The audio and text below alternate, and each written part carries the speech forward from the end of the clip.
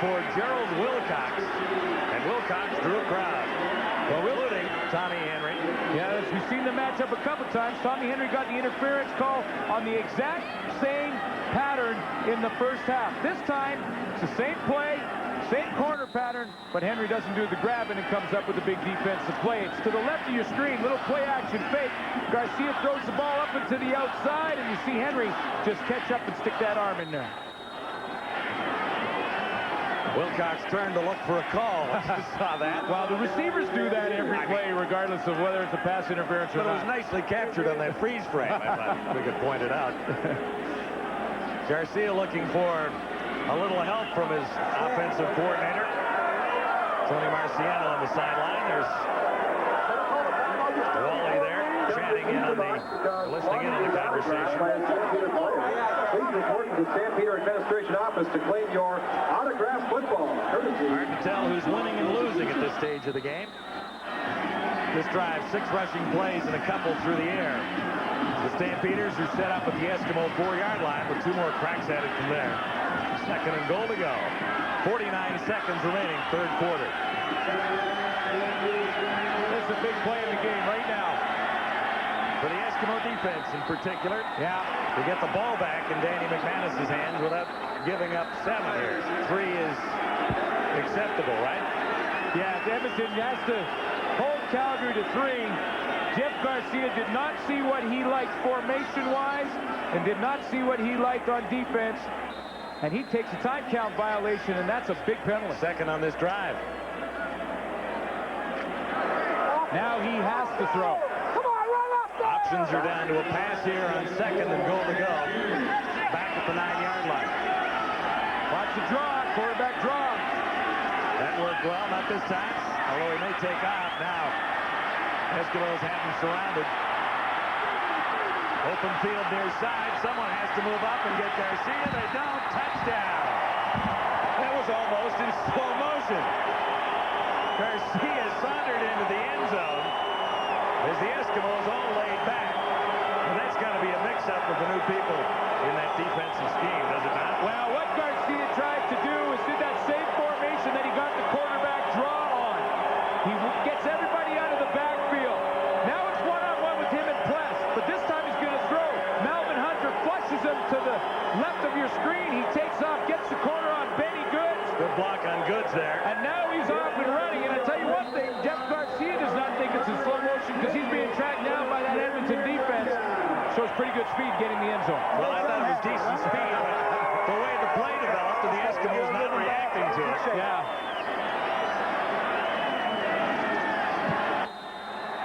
Add 1 more to the Stampeder total. And the Eskimos have let Calgary off the hook there. Had a pretty good chance to keep that down to 3 points for Calgary. Instead, it's a touchdown and more frustration on the green and gold side. Well, it really was a big play for Jeff Garcia simply because he had just taken the time count violation and put himself in a tougher situation.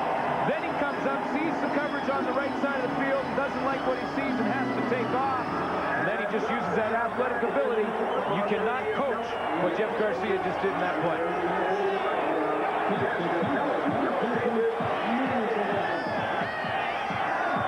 It was a 9-yard touchdown, but he likely ran about 57 yards to get there.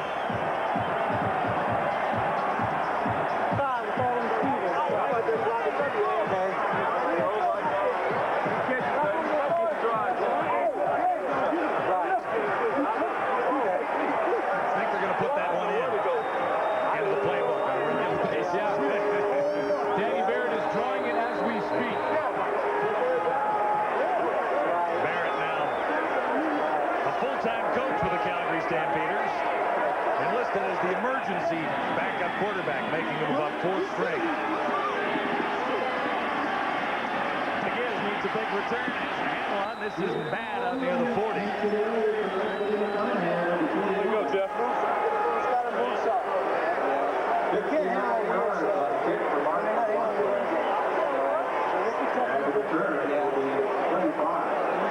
Garcia working with the new offensive coordinator and Tony Marciano, who moves up to take John Hutmaker's spot. I don't know if the viewers heard what Tony Marciano said. We said, listen, they can't have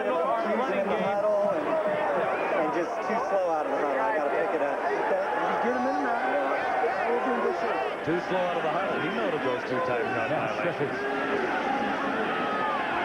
McManus on first down goes deep. Gordon the target. Couldn't quite get it. Decent coverage upfield by Jordan, who was there. It might have even got a hand on it. Well, that one surprised Robert Gordon, because Al Jordan had a bead on it, went through his hands, and Gordon very nearly came up with it. Jordan's shaken up. He'll be attended to. That's the end of the 3rd quarter with the Stamps in control, and we send you back to CFL control.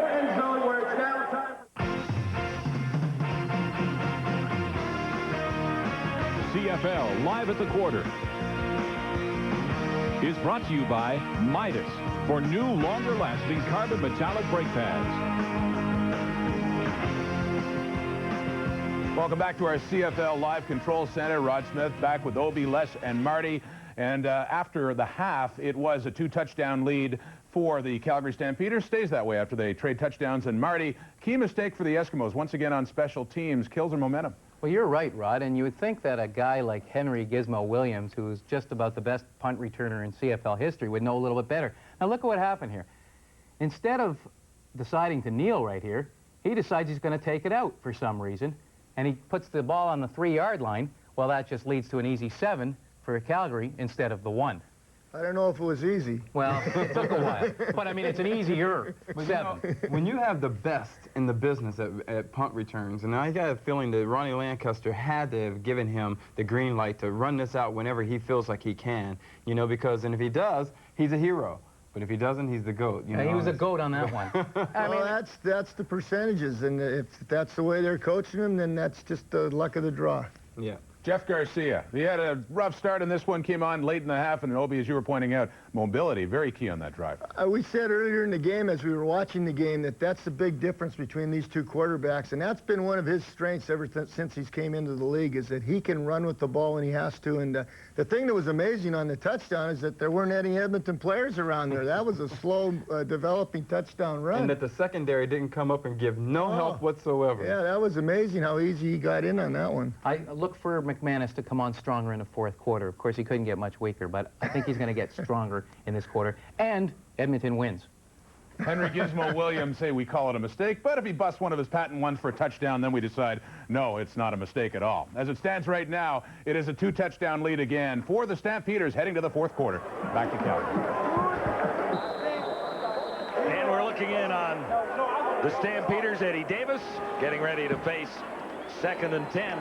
Well, John, Eddie Davis has to move to the corner. Al Jordan's out for at least 3 plays. Darryl Hall will play halfback, and 95 Ray Bernard goes to middle linebacker. This is 2nd and 10. Eskimos at the Edmonton 40. McManus stands in, fires on target, first down. Out near the 55, Darren Flutie. Ray Bernard, another of the expatriate Ottawa Rough Riders, who have made a pretty good impact where they've gone in the Canadian Football League so far in '96. There's a pretty good core of outstanding players released in the dispersal draft. Certainly was. And talking to Walter Buono, he says that Ray Bernard could be starting on this defense. He had a great camp and a good preseason. Really happy to have him from Ottawa. Eskimos right at midfield with a first down. Throwing on the run and on target. McManus to Tony Burse. Pretty close to the line of scrimmage there, I thought, as he moved up. Well, the line of scrimmage, he was awfully close, John. And Danny McManus, you see the ball. There's the line of scrimmage. The steps up. Well, 3 yards. No, didn't get that left foot. Did not come down. The ball was released. The foot came down after that, so that was a I'm just saying it's close. absolute legal pass. I didn't say he did anything. I was just saying it was close. McManus first down, far side, has Gordon again. And he'll be close to a first down, gained nearly 9 yards. Wrapped up by Hall. Numbers through 3 quarters at McMahon on this CFL opening night for 1997. 10 yards favoring the Stampeders, 216 to 195. I mean, that's fairly close in there. The rushing totals remain a big part of the story. Calgary has run effectively with Kelvin Anderson. Time of possession can't get much closer than that, 56 seconds apart. Rushing and a couple of key mistakes by Edmonton, and that's the difference. Jordan back in now on that Stampede Stampeders secondary. Back to normal. Flags go down. But McManus still has a live football, and here's Eddie Brown down to the 3-yard line.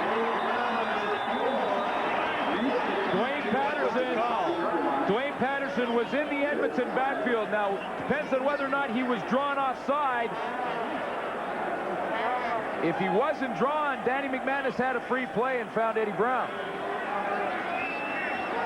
David Ewell discussing it with the Stampeders. And now McManus. Offside. Calgary defense. Penalties declined. First down. Calgary, the whole defense, offside.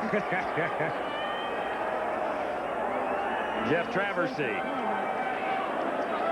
Number 94 jumping. Yeah, he's right in the middle of your screen right there. He's a first-year Stampeder. Got a little anxious there.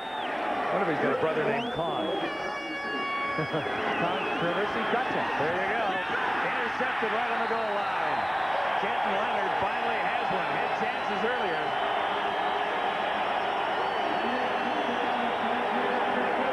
First interception of the new season for Danny McManus. And the first grab by Kenton Leonard. Obviously so.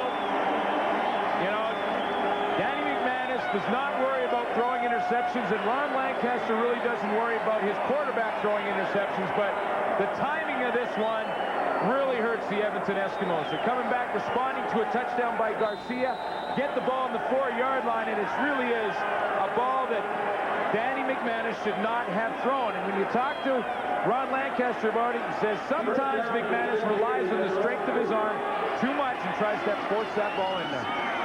Garcia handing out to Anderson. He's wrapped up quickly near the 5-yard line. Second down and a bunch necessary for the Stampeders. 11:58 to go. Kenton Leonard, the hero of the moment, with another turnover. They brought in 5 defensive backs to challenge for his spot this year, and he held on to his job. He's been a Calgary Stampeder for a long time. Kenton Leonard. Well, Danny McManus almost threw him one in the first half. He dropped it, but Ken Leonard comes up big here in that last series. Second down and 8. And that'll be a first down. Here's Garcia. Travis Moore, sorry. It's just a great football play. Garcia rolls out and on time throws the ball to Travis Moore on the sideline. Just before Moore had broken his pattern off, that ball was in the air. Broken. Catches it on the sideline. Pretty good football play. Just before he broke off his my pattern. grammar.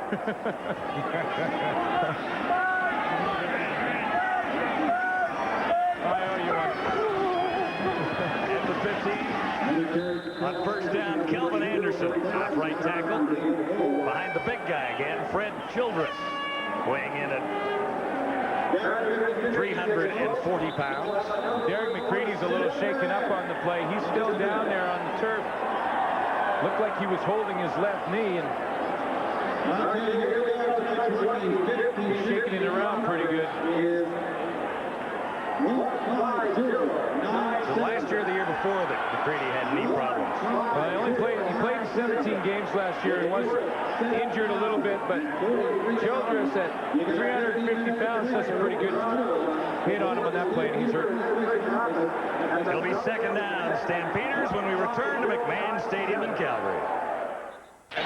Near side this time, same target, can't connect with Moore.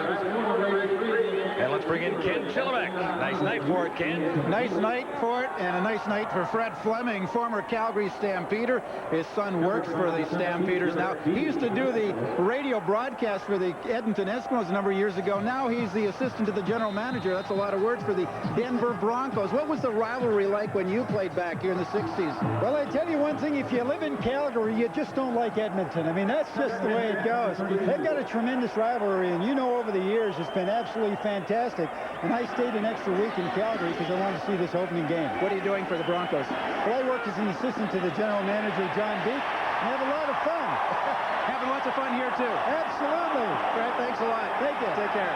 Well, Fred snuck in and covered up a big play on us down there. Joseph Rogers made the catch, and then it's going back the other way on a recovery by Trent Brown. Well, this play has a little bit of everything. I mean, Maybe Joseph should rerun the whole thing. yeah, let's do that. Here it is again. Little play action fake. Freezes the halfback to the outside. I believe it was Glenn Rogers, and in behind the coverage, Joseph Rogers fumbles the ball late. Stripped right there, I believe, by Derek Beattie. Trent Brown picks it up, and then Calvin Anderson at the end of the play hits Trent Brown. There's the strip. And he's hurt.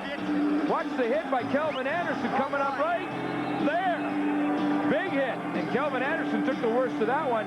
He was down on the field. So another turnover. Brown appears okay. Nicely coiffed for this one, isn't he? McManus on first down. Far side. Has a strike to Robert Gordon. Actually, Gordon has been his favorite target of late and likely all evening long. 7 yards there. Well, Al Jordan... 7th catch, I should say. Sorry, John. Al Jordan is back in the lineup.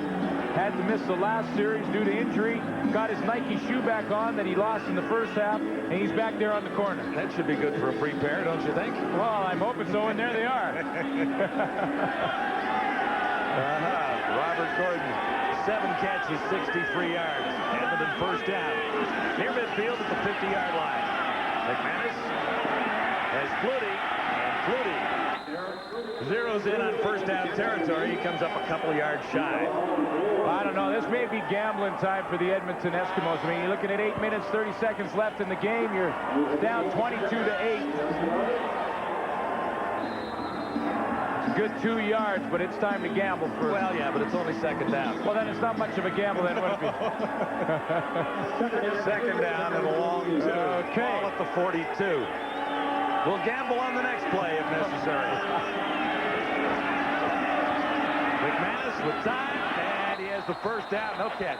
Ruled right there. Flutie had it, I thought, but they say no catch this time. So now, you are absolutely correct. I was just looking into the future a little bit. I tell you, what a play by Kenton Leonard. Flutie comes across the middle, and Kenton Leonard lines him up and just separates Flutie from the football. Came up with the big interception on the last play, and now the big hit.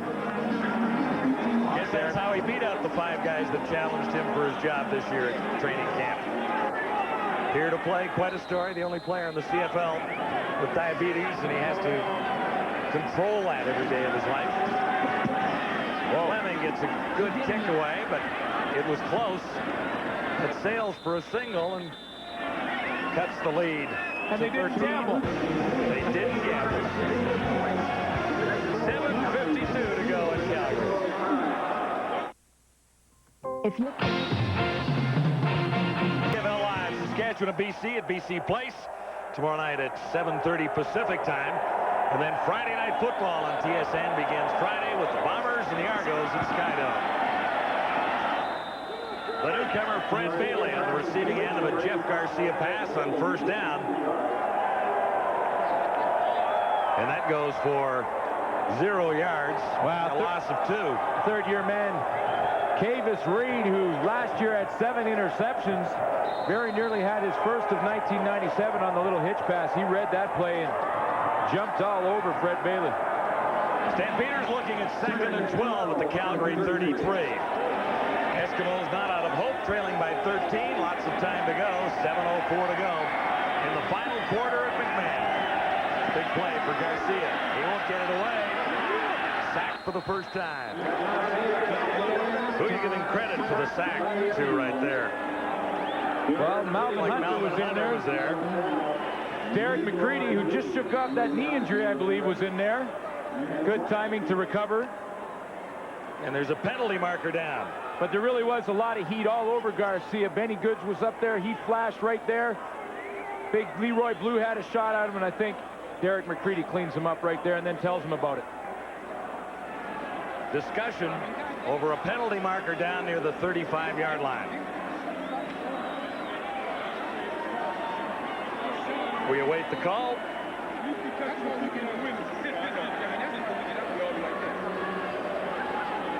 6:48 to go. Final quarter. Here's Dave. Foul, unnecessary roughness. Calgary number 8. After the play, 3rd down.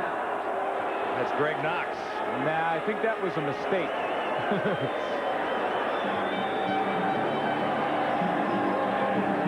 So this is third and about 40, I think.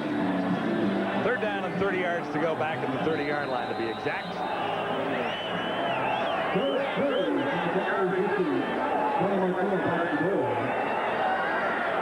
Tony Martino back on his 1-yard line to get this punt away.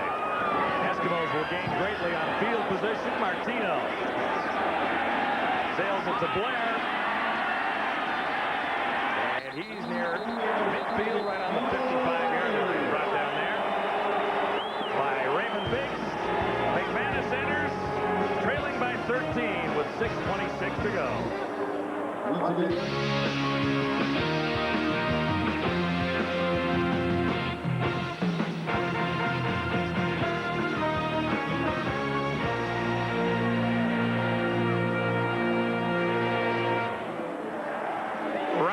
The Battle of Alberta between the Eskimos and the Stampeders. First of 4 regular season meetings. Decent bet there might be a playoff date down the road in November. Calgary leading 22-9. McManus has passed for 262 yards and been intercepted once. Tossed for 1 TD to Robert Gordon. Now in the final 6:18, a chance to still win this thing. McManus for Darren Flutie. And that was another ball, John, that Danny McManus threw. He threads the needle on the play. I mean, Darren Flutie takes off and finds the seam, but Danny McManus relies on his arm strength, because watch how closely Flutie ends up being covered here. Cuts to the inside, Darryl Hall on the inside, and there was Alondra Johnson coming across, almost got his hands on the football. Gain is 9, 2nd and 1. 5:46 to go, final quarter at McMahon. Eskimos inside the Calgary 50, and this will be enough for a first down. Tony Burse hanging on. So this drive continues. McManus engineered one very good drive in the 3rd quarter to get the Eskimos' only touchdown this evening. No, he really has had a pretty good outing. He just threw that one timely interception. Edmonton was down on the 4-yard line in this quarter and threw the interception to Ken Leonard. But other than that, he's had a pretty good football game. That was on the goal line, right? On first down, shotgun for McManus. It opens up, but not for long. He's dragged down. First sack by the Stampeders. Wayne Patterson. One of the recent additions. He played 1 game in 95 and 3 in 96, but for all intents and purposes, he's pretty raw, isn't he? Yeah, he's pretty much a rookie, and what you do get out of a rookie is good, solid effort all the time, and that's how Dwayne Patterson picked up that sack. He didn't get him on his initial rush, but kept working hard and got him on from the back door. Loss of a couple. McManus looks at 2nd and 12 now. 3 receivers near side. He'll have to hurry. Finds a receiver sliding out. Eric Blunt's Not going anywhere. used as a receiver quite effectively last year. 43 catches, 275 yards. But noted as a running back with 1,091 yards and 4 touchdowns in 96. That's a situation where McManus wants to dump it out there and hope that his talented running back can pick up the first down on his own. Now he didn't. So here is the gamble on 3rd down. 5 to go. This could be the ball game for the Eskimos with 3:58 to go. McManus needs a first down and gets it. Down to the 25. Robert Gordon, who's looked good in an Eskimo uniform tonight with an old quarterbacking pal, McManus. Ken? Thank you very much, John. With me, Stu Laird, for 13 years. He played for the Calgary Stampeders. Now he's patrolling the sidelines watching. What's this been like? It's tough the first game, and especially against the Eskimos when you're a former Stampeder. I've got to ask you about a big event going on here, the World Fireman Police Games. Tell us a little bit about it quickly. There's going to be over 9,000 athletes from over 50 different countries around the world. There's going to be events all over the city. It's going to be a lot of fun, and I've been coerced into playing rugby. Thanks a lot, Stu. Have fun. John, back to you. Darren Flutie down to the 5-yard line on a 21-yard gain. He had some great years for the Stampeders. The old fireman himself. Certainly did. Yep. Here's the replay from the last one. Darren Flutie sees his quarterback in trouble and just tries to find the open area. That's what he gives you. Real smart receiver. Gets in front of Greg Knox. 3-minute warning is out at McMahon Stadium in Calgary. McManus tries to lead the Eskimos back from a 13.